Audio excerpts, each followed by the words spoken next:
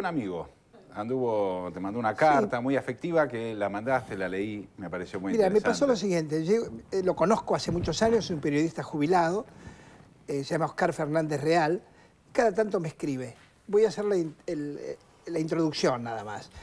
Me escribe diciendo que él se había mantenido como un periodista tratando de no estar involucrado políticamente, que me observaba a mí en este programa, que me escuchaba por la radio, leía algunas cosas que yo escribía, pero que él quería mantenerse como periodista. Fue maestro de periodista, fue docente, y de pronto sintió, cuando vio las confesiones acá en este programa de Lidia Papaleo, del propio Papaleo, cuando vinieron las abuelas, en fin, cuando ha venido gente que representa, cuando estuvo Sandoval, que le emocionó mucho, el hijo, el nieto. 84. Y entonces me dijo, yo creo que hoy voy a estar en la marcha y te voy a encontrar a vos.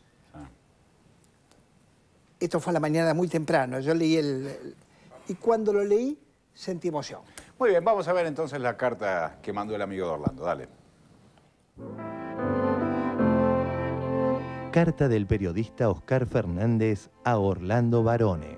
Estas líneas solamente para acotarte algo. Hasta ahora traté de mantenerme en lo que yo suponía una posición aséptica en cuestiones políticas, pretendiendo ejercer como pocas veces lo hice el oficio periodístico. Y respecto del programa de TV al que perteneces, también lo utilizaba como referencia o contraste con la información de los monopolios. Sin embargo, tras 2 o 3 de las últimas emisiones, debo confesar que estoy asumiendo una actitud más militante y abandonando mi supuesta neutralidad.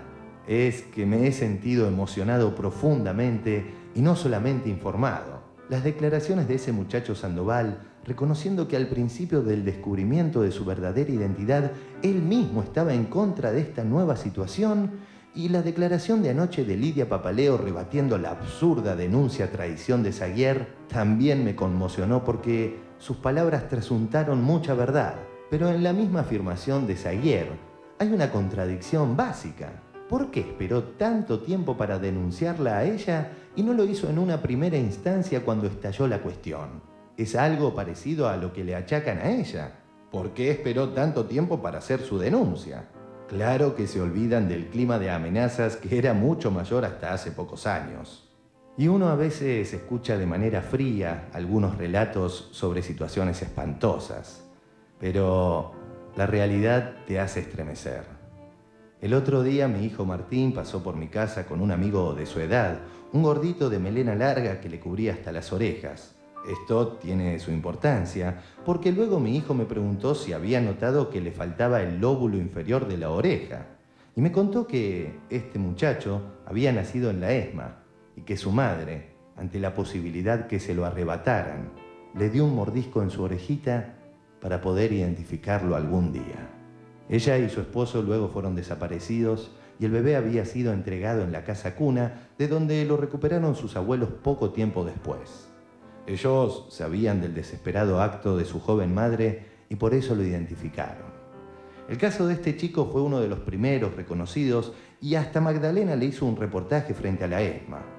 Yo lo había visto como un amigo más de mis hijos, pero al saber su historia, que él no me la contó obviamente, quedé fuertemente emocionado. Perdoná lo extenso de este abrupto. Un abrazo, Oscar.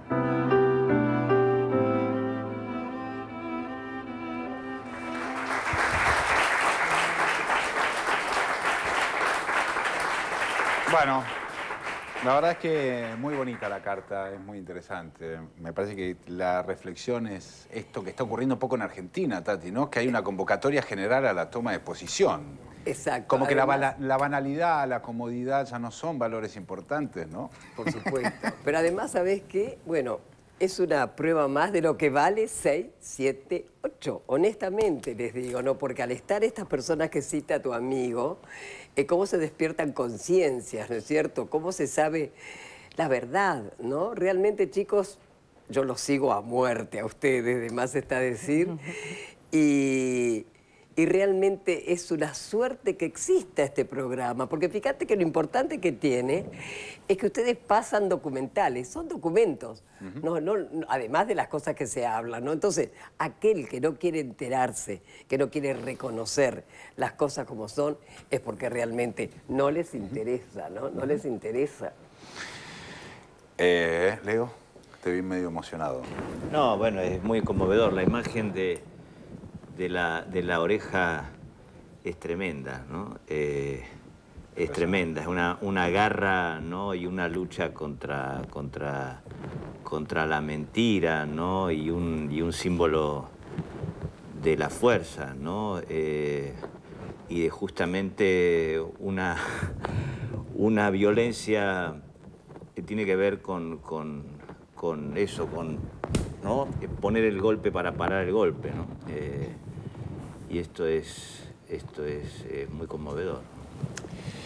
Yo quería comentar algo, sí, claro, sobre lo que decía. En realidad me parece que es como el núcleo de la carta, que tiene que ver con este estado anímico, emocional, ideológico, que lo hace a él no querer ser más neutral, ¿no?